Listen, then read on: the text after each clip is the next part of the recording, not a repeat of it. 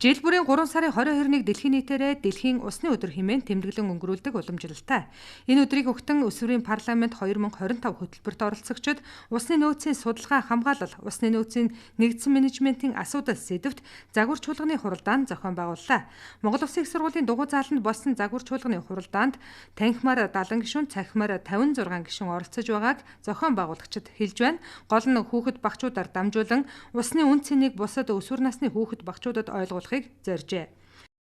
За энэ жилийн хувьд бол бид нар уламжлал ёсоор парламентын боловсрал мөн одоо усан хангамж ус ариун цэврийн байгууламжийн аюулгүй байдал гэдэг энэ сэдвээр явж байгаа. За энэ загвар чуулган болохоор нэгдүгээр дэлхийн усны өдрийн одоо зориулж хийж байгаа.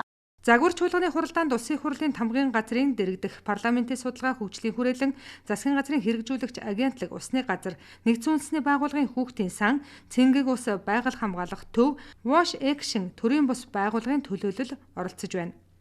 Энэ сургалтанд оролцсноор хүүхдүүд маань сургуулийнхаа нэг ус цэвэршүүлэгч шүүгчүүдээр тэд нар чи уг нь хажуудаа юм уу дандаа нөгөө онсор өдрө тавьсан байдаг байхгүй.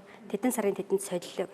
Тэгэхээр тэрийг ерөөсөө олж хардаггүй, анзаардаггүй. Тэгэхээр хүүхдүүдийн маань оролцоо юу гэхээр энэ ядчил ус цэвэршүүлэгчээ хэдийн хугацаанд солих юм бэ? Тэрийг анзаардаг, мэддэг. Тэгээд солих тухай шаардлага тавих.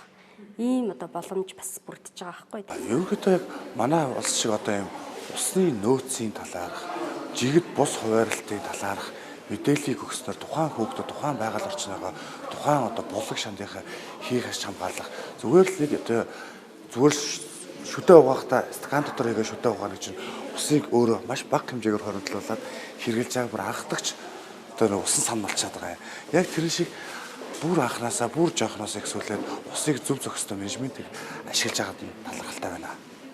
Өсвөрийн парламент 2025 хөтөлбөрт Монгол Улсын 21 аймаг 9 дүүргээс нийт 126 гишүүд сонгогдсон. Хөтөлбөрийн оролцогчдод хууль тогтоох үйл явцын үе шат хэлэлцүүлэх, санал хураалтын үйл ажиллагааг бодитоор туршуулах зорилгоор загвар чуулганы хуралдаан зохион байгуулсан нь энэ юм байна. Яг анх удаага Өсвөрийн парламент хөтөлбөрийн түүхэнд одоо загвар чуулганы зохион байгууллаа. Гэхдээ их хурлын дээгүүр дагуу буюу яг тухайн минут, секундэд хүүхдүүд яг л их хурлын гишүүд яг яаж хурал хийдэг яг тэрний дагуу чуулган хийдэг яг тэрний дагуу хуралдсан. Чуулганд хүүхдүүд маань маш идэвхтэй оролцсон. Яг ингээд өөрсдийн санаа бодлыг нууж хаалгүй маш зоригтойгоор маш ихтгэлтэйгээр илэрхийлж ирсэн нь бас гоё байлаа. За ерөнхийдөө болохоор Өсвөрийн парламент хөтөлбөрийн хамгийн гол амин сүнс бол хүүхдүүд өөрсдөө эхлээс сураад дараа нь үеийнхандаа өөрийнхөө орон өөрсдөө нөлөөллийн ажлыг ордог. 2025 оны хөтөлбөрийнхаа хугацаанд бид бүхэн нөлөөллийн ажиллараа парламентын боловсрол болон сургуулийн үндэсний ус ариун цэврийн байгууламжийн стандарт гэсэн сэдвээр нийтдээ 8 хичээлэг 21 аймаг 9 дүүргийн хүүхдүүдтэй орсон. Энэний яг цар хүрээ нь болохоор танхимын арга хэмжээгээр 14513 хүнд, цахимаар болохоор 300,000 гаруй хүмүүст хүрч ажилласан маш амжилттай бас яг хүүхдүүдэд сургуулийн ариун цэврийн стандарт ямар байх ёстой юм бэ? Парламентын боловсролоороо бид бүхэн ямар мэдлэгтэй байх ёстой юм бэ гэдэг талаар идэвхтэйгээр 1 сарын хугацаанд нөлөөллийн ажлаа зохион байгуулсан байна. Өсвөрийн парламент 2025 хөтөлбөр нийт 3 удаагийн загвар чуулган зохион байгуулах юм байна. Чуулган тус бүрээс гарах санал зөвлөмжийг нэгтгэн холбогдох улсын хурлын байнгын хороодод уламжлахыг зорж байгаа юм байна. Мэдээлэл өгөхөд анх 1992 онд нэгдсэн үндэсний байгууллагын хүрээлэн орчин хөгжлийн тухай олон улсын хурлын үеэр дэлхийн нийтээрээ усны тэмдэглэлт өдөртөө болох саналыг дэвшүүлсэн байдаг.